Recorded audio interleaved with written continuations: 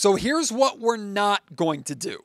We are not going to allow the Minnesota Timberwolves defeating the Sacramento Kings tonight to take anything at all away from De'Aaron Fox's historic 60-point performance tonight. An incredible game where Fox reminded everybody why he has that superstar quality. And some games, some performances are bigger than wins and losses. You are listening to Locked On Kings.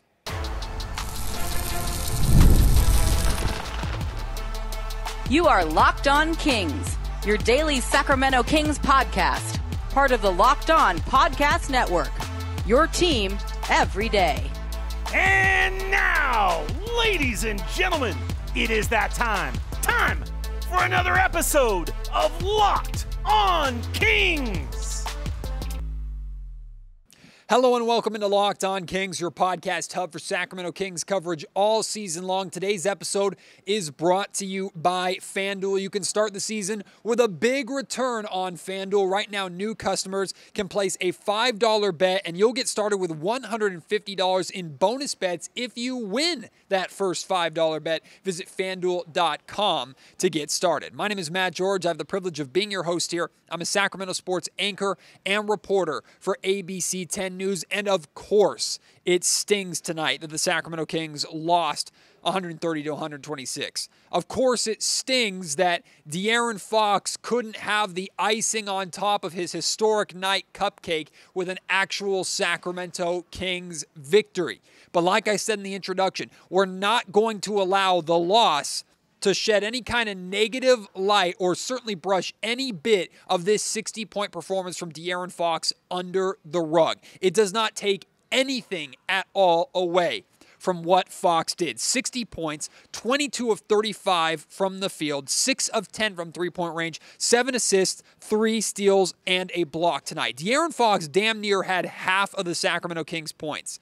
Kings scored 126, Fox had 60 of them. He passed and broke DeMarcus Cousins' Sacramento-era record of 56 points in a game, which if I'm not mistaken, I think he did in one of his final seasons in Sacramento that was actually inside of the Golden One Center. And Fox also set a new Kings franchise record. We're talking the Royals, we're talking Kansas City, we're talking all of it. Since the existence of the Kings organization, now nobody has scored more points in a game than De'Aaron Fox. He broke Jack Twyman's record of 59 points set back in 1960. There is not a soul on this planet that can say that the Sacramento Kings did not win this game because of De'Aaron Fox. Such a sentence cannot even be uttered unless it's by someone with absolutely no respect. I don't care that De'Aaron Fox turned the ball over 6 times tonight. Would he have liked for it to be 0? Absolutely. And Fox holds himself more accountable with that than anybody else possibly can. But 6 turnovers is nothing in a 60-point performance, especially considering that the Sacramento Kings were basically dead to rights in this game. We were talking blowout in the third quarter when the Kings were down by 20 points to Minnesota, right? It was a disaster. And on a night, too, where DeMar DeRozan was not playing because of his back tightness, and Malik Monk continues to be out with the injury that he suffered around a week ago or a little over a week ago, right? So things were looking gloomy, things were looking bleak, and De'Aaron Fox put the team on his back and carried Sacramento back into this game and gave them a chance. He sure as hell is not responsible for the Kings losing. Considering the fact that outside of his 60 points, Domantas Sabonis had 23 points, Keegan Murray had 14 points. The next highest scorer for Sacramento was Doug McDermott with 8 points. Fox quite literally did it all tonight. And I know Sabonis was there and had some big moments too. Keegan Murray's 14 points, certainly not the most exciting, had a couple of big shots at times, and Keegan did good things on the defensive end. But this was the De'Aaron Fox show. I mean, Fox and Sabonis combining for 81 of Sacramento's 126 points. That tells you everything you need to know about the help that Fox got. And look, I'm not here to point the finger at any guy. Like, Kevin Huerter had a really tough night. And I could be more critical of Kevin Huerter. There's no point in being critical of Kevin Huerter. There's no point in being critical of Alex Len starting, although I will be critical of Mike Brown's decision to start Alex Len. That's coming up later in the show. There's no reason to be critical towards any of these Kings players because I guarantee you they're more sick to their stomachs about not getting Fox this win and helping Fox get this victory in his 60-point performance than anybody else, right? We might be frustrated that the Kings didn't get that win or disappointed. I guarantee you those guys in that locker room are sick to their stomach, and they probably feel like in many ways they let De'Aaron Fox down tonight.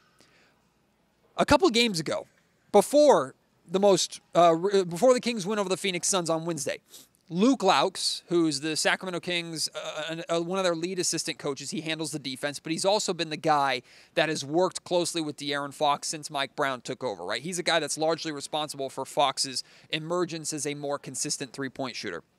Luke challenged De'Aaron to touch the paint more and get downhill more, and that's what De'Aaron has done over these last 2 games.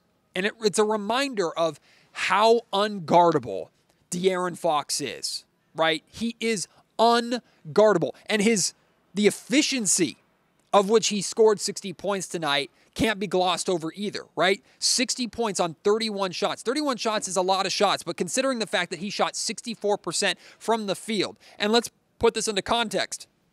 Victor Wembanyama earlier this week had a 50-point night against the Washington Wizards. He was the fastest player in NBA history to reach 50 points. An incredible night. But the context that I want to share with you is Wemby scored 10 fewer points than De'Aaron Fox did, taking 2 fewer shots and making 2 more threes. So De'Aaron Fox didn't have 60 points while exploding from the three-point line, right? Think back to Keegan Murray when he had 47 in this building, but a vast majority of those points came from the three-point line because he caught fire from deep, right?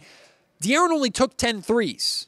Only 10 threes out of his 31 shot attempts. That means 21 shots were inside the arc on his way to 60 points. That is efficiency from De'Aaron Fox. And now the question is, what is to stop De'Aaron Fox from doing this every night? And I don't mean the 60 points, right? The way that Fox has played over these last 2 games is unstoppable.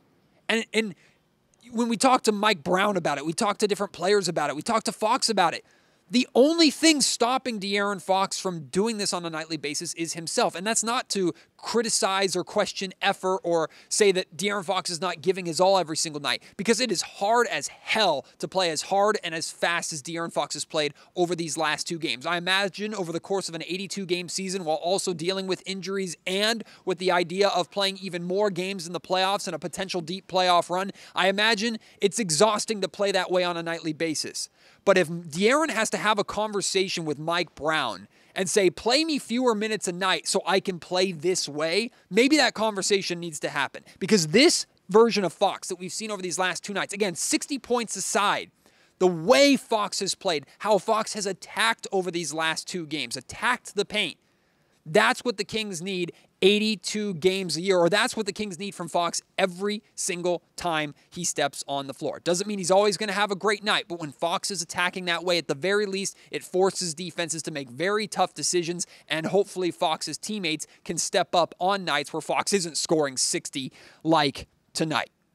Of course, we know De'Aaron Fox and Keegan Murray have a fun relationship, and when Keegan scored 47 points in this building last year, he made sure to point out to both De'Aaron Fox and Malik Monk that his 47-point career high is bigger than Fox's and Monk's career highs were at the time. Well, now Fox is past that significantly with his 60 points, and in his post-game press conference, I got the opportunity to ask De'Aaron if he reminded Keegan or pointed that out to Keegan, and here's what Fox had to say. Hey, Fox, first off, did you mention to Keegan that you finally passed his 47? I did. I got to walk past his locker to come up here. But he was like, but we lost. I said, if you would have shot the f***ing ball, we would have been fine right there. But, I definitely let him know. He did it against Utah, so that doesn't count. Last year, that doesn't count. Today's episode of the Locked On Kings podcast is brought to you by Robinhood. With Robinhood Gold, you don't need a silver spoon to eat up the financial favors of the 1%. Robinhood Gold allows others to get the rates and perks usually reserved for the high society. Now, the resourceful individual with Robinhood Gold can earn a very liberal rate of 4.25% APY on univested cash and be rewarded with a handsome 3% retirement boost on IRA account contributions. Robinhood Gold provides the privileges of a high net worth for any net worth. These generous benefits are now available for only $5 a month. The new gold standard is here with Robinhood Gold. Sign up at Robinhood.com/gold. Terms apply. For product-specific disclosures, visit Robinhood.com/gold. Investing does involve risk. Rate may change. Gold membership is offered by Robinhood Gold, LLC. Of course, De'Aaron Fox was at the center of it, but the Sacramento Kings made a epic comeback tonight against the Timberwolves. And it started in the fourth quarter. The Kings opened the fourth quarter on a 14-0 run, and overall they outscored Minnesota 33-17 in the fourth quarter. This is extra significant considering how well the Timberwolves were shooting in the first three quarters. The Timberwolves had 98 points at the end of the third quarter. They were shooting 52% from the field and 45% from three-point range after three quarters. In the fourth quarter, the T-Wolves shot 27% from the field and 9% from three-point range. So not only, of course, did De'Aaron Fox catch fire and go crazy offensively in the fourth quarter, but the Sacramento Kings as a team stepped up in a major way, slowed down that Minnesota offense that had been going all game long. The defensive physicality and intensity picked up. Credit to the entire Sacramento Kings team for defensively making the adjustments that they needed in that fourth quarter to give themselves a chance and to allow De'Aaron Fox to get rolling on offense the way that he did. In fact, I asked De'Aaron Fox about that fourth quarter defense and what changed, what was different, and here's what he said. Fox, kind of going back to the defense too, the Timberwolves were shooting in the mid-50s from the field, around 50% from three-point range going into that fourth quarter, and the percentages plummeted in the fourth. What specifically defensively did you see that you guys were able to do to get them to start missing shots? I think a big thing for us was the ball pressure. I think we started having ball pressure, and then we shrunk behind. Obviously, they were making shots, but you continue to trust the chase. You continue to trust, the foundation of our defense. And at some point, they'll start missing. Obviously, we want to continue to contest every shot, and we try to call it high five contest. And obviously, we have to try to make Ant see bodies, try to get off the ball. And obviously, he did make big shots in the fourth and in overtime. But you have to trust the foundation of the defense that we have. And I think we've done a good job this year, to be honest. And in that fourth quarter, I think if we can put together – we've had some good games this year, but if we could put together, a full 48 of the way that we played in the fourth quarter defensively, they might have had two or three wide open shots because of, getting us in rotation. But I think all in all in that fourth quarter, that was one of the best quarters that we had defensively. And I think we were down 16 and being able to come back like that, like giving up less than 20 points in a quarter to any team in the league, like that's a tough thing to do. And you want to replicate that as much as possible. Now we got to talk about a negative from tonight. There were a handful of negatives, really only one thing to primarily focus on. Mike Brown made the decision tonight to start Alex Len and move Domantas Sabonis to the 4 in place of the injured DeMar DeRozan. It was a mistake. A major, and I mean major mistake. I think, and I'll be completely honest with you, Mike Brown is a smarter man than I. He knows way more about basketball than I do and certainly knows the NBA game better than I do. But that doesn't mean that we can't all clearly see a mistake. Mike Brown got way too cute. I'll be honest with you. I just feel Mike Brown got way too cute trying to make that decision.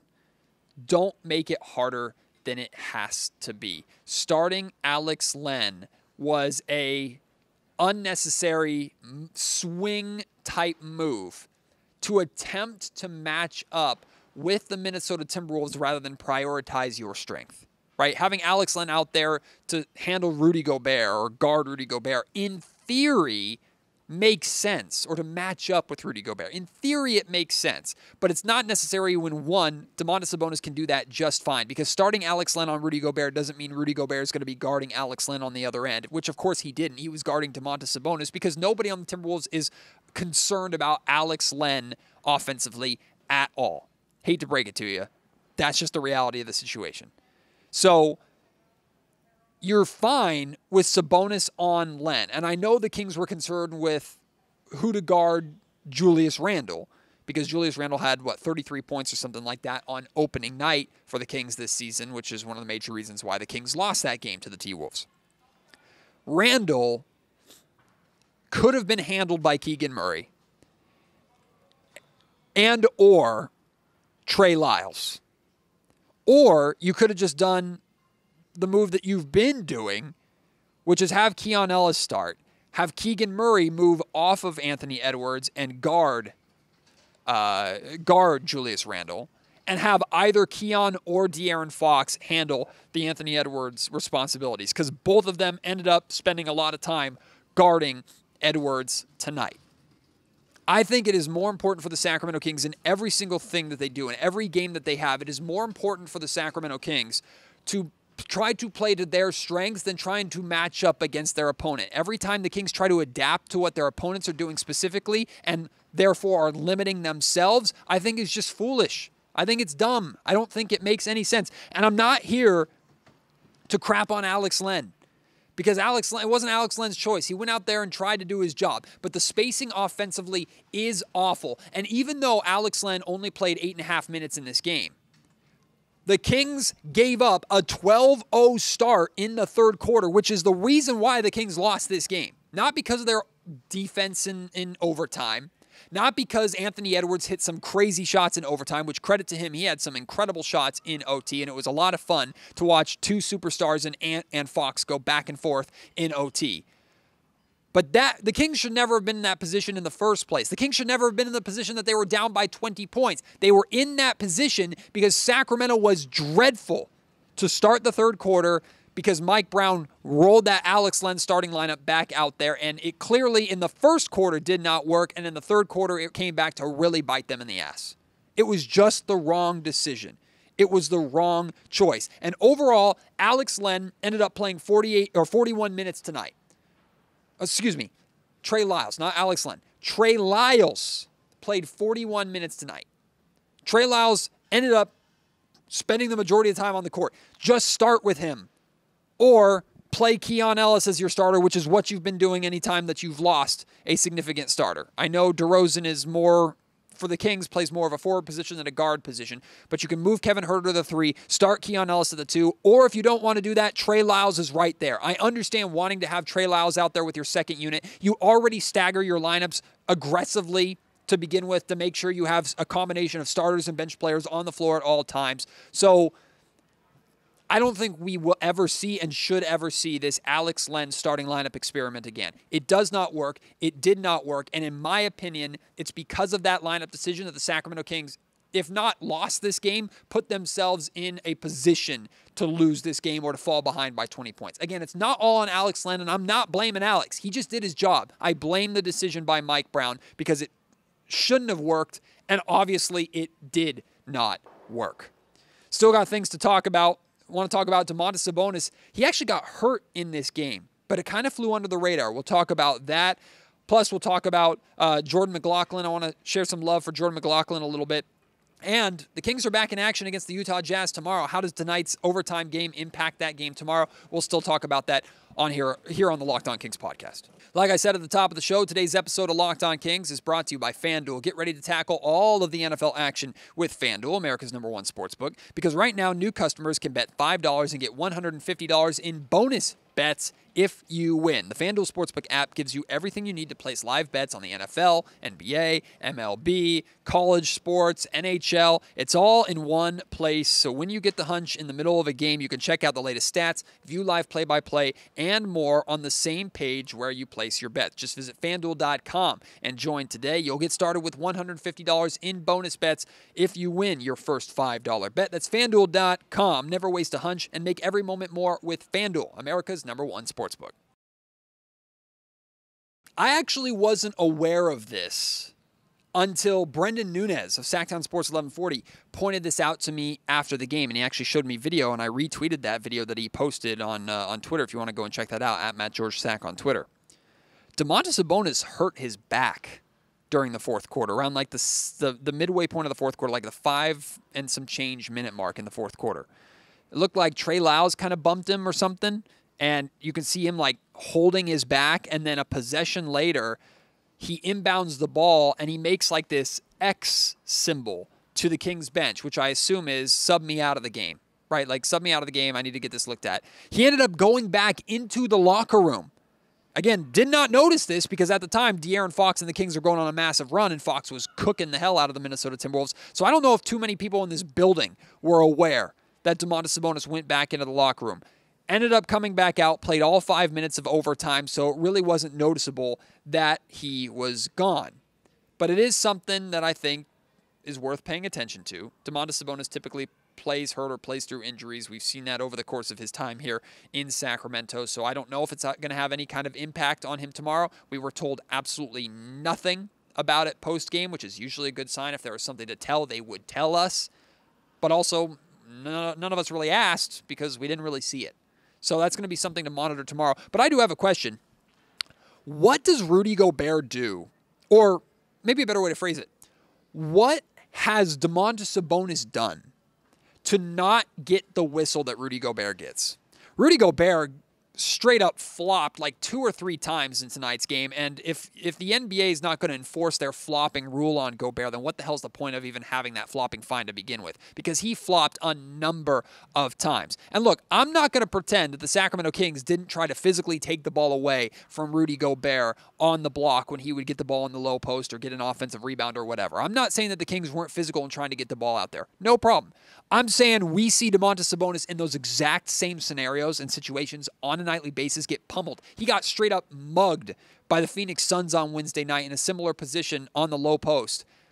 And there's no call, right? Rudy Gobert is a multiple-time Defensive Player of the Year, one of the greatest rim protectors of all time, so I give him his credit with that. But Rudy Gobert is not a superstar and does not deserve the superstar status to get these calls. And Domantas Sabonis, who is a double-double machine, a triple-double machine, one of the greatest all-around bigs in the league today, and numbers-wise will be, I think, one of the greatest bigs ever by the time he's all said and done. Not at the top, but he will be in that group with the numbers that he's putting up. He doesn't get that kind of respect. He doesn't get that kind of... forget respect, right? If a big man is getting clobbered, call the foul or don't call the foul, but don't call it for one and not call it for another. And there were times where the Kings were getting visibly frustrated with the officiating tonight. It's not the reason that they lost, but the officiating at times, especially in the first half, was really bad. I want to make sure before we wrap up, I share some love for Jordan McLaughlin because his stat line, not the most impressive. 5 points, 3 rebounds, 1 assist tonight. But Jordan McLaughlin was on the floor for a lot of that Kings push to start the fourth quarter.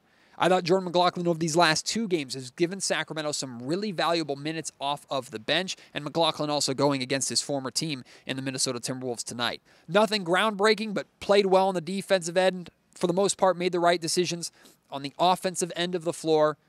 I just want to make sure Jordan McLaughlin gets some love because I think Mike Brown and the Kings are slowly starting to figure out, okay, here are the spots to use McLaughlin. Here's where he can be effective. Here's when to kind of take him out of the game, what lineups to put him with. Over these last 2 games, I thought Jordan McLaughlin has made a nice positive impact for the Kings, and I think that's worth pointing out.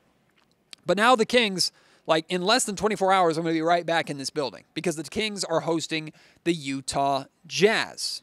And one, I expect DeMar DeRozan to be out. If he missed tonight's game, I expect him to miss tomorrow's game too. That's number 1.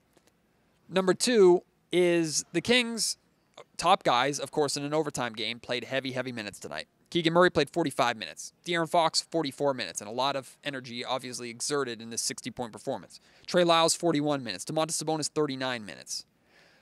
The Utah Jazz like to play physical. The Utah Jazz like to play hard. I know the Kings beat the Jazz pretty comfortably in Utah earlier on this season already, but the start of that game was pretty physical, and the Jazz made a couple pushes in that first half that Sacramento has to be prepared for even though they're probably going to be a little tired and sore tomorrow, they have to be ready and prepared for it because the Jazz, I expect, are going to come out of the gate looking to hit hard. Because not only are the Jazz rested, they didn't play tonight, they played on Thursday night. The Jazz are coming off of a very impressive win over the Dallas Mavericks. So Utah's feeling themselves a little bit, so the Kings need to be prepared for that. Also, final thing before we wrap up, unfortunately no beam for her, but happy birthday to my mom. My mom is a big supporter of the podcast. My mom is one of the reasons why I grew up a diehard fan of the Sacramento Kings, took me to Kings games all the time. I love you to death, Mom, so happy birthday. I hope you had a great birthday, and hopefully you'll get a beam on your birthday next year. I appreciate everybody for listening. Those of you who are at the game tonight who came up and said hi, I appreciate you so, so much. Hopefully tomorrow night's podcast will be a positive one after the Sacramento Kings beat the Utah Jazz. But even though the Kings lost tonight, do not let it dampen your mood of the amazing performance that we saw from De'Aaron Fox. In fact, share with me what you love the most about this performance from Fox in the comment section down below. If you're watching on YouTube, you can tweet me at MattGeorgeSack. I'm also on Blue Sky now, which I'm getting used to it over there, but I think I'm at MattGeorgeSack as well on Blue Sky. And you can email me at any time, mattgeorgesports@gmail.com. Appreciate your support. Can't wait to have you join me on the next episode of Locked On Kings. Until then, my name is Matt George. You've been listening to the Locked On Kings podcast, part of the Locked On Podcast Network.